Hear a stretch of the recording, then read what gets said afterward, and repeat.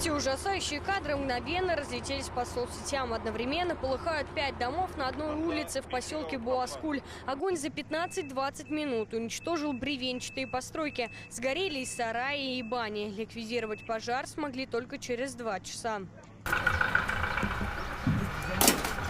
Полностью сгорели 2 жилых дома. В одном из них находилась пожилая женщина. Когда начался пожар, она выбежала на улицу. Успела взять с собой лишь документы. Владелец еще одного сгоревшего дома, Зульфат Фазлиахметов, находился в дороге. Когда вернулся, увидел только пепелище. Здесь он жил со своим братом. Я рано утром в командировку уехал. В пути позвонили, что дом горит. Все сгорел, дом, баня. Все поддерживают. Всем спасибо большое.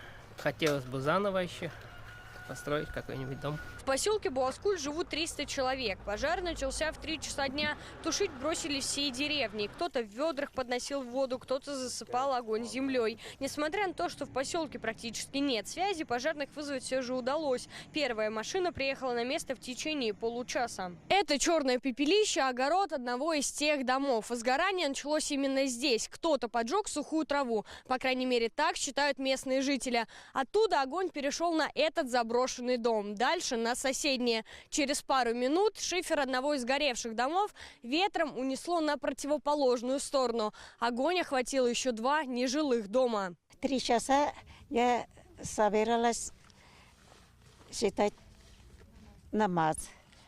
Вот смотрю в окно, видела, там горит дома, бани, все. Вот 15-20 минут все сгорели. А повезло вам, да? Повезло. Вот молодые вон сохранили. Очень старались.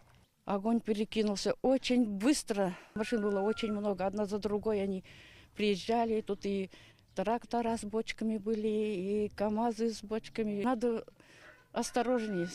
Вообще, конечно, бы не жгли, но если даже жгут, надо обязательно, чтобы и воду, и песок рядом ставили. Это надо с осторожностью делать. По словам местных жителей, в доме, откуда пошло пламя, проживает одинокая пожилая женщина. Возможно, она забыла проследить за тем, как горит сухая трава. Этой версии придерживаются не все. По словам главы поселения, причины могут быть и другие.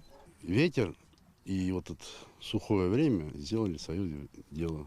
Давно уже не было дождей, трава сухая. Очаг возгорания, говорят, пошло с огорода. Никто не видел, просто всполохнуло, выбежали, уже начали гореть строения. В настоящее время инспекторы Государственного пожарного надзора, согласно статье 144 Уголовно-процессуального кодекса Российской Федерации, проводят доследственную проверку по установлению обстоятельств и причины пожара. Среди версий – электротехническая причина, неосторожное обращение с огнем, поджог и детская шалость. Сегодня в райцентре прошло внеплановое заседание КЧС. Принято решение всем пострадавшим оказать финансовую помощь. Всем потерпевшим будет оказана финансовая помощь, и в том числе помощь с разбором завалов, с техникой будет помощь оказана.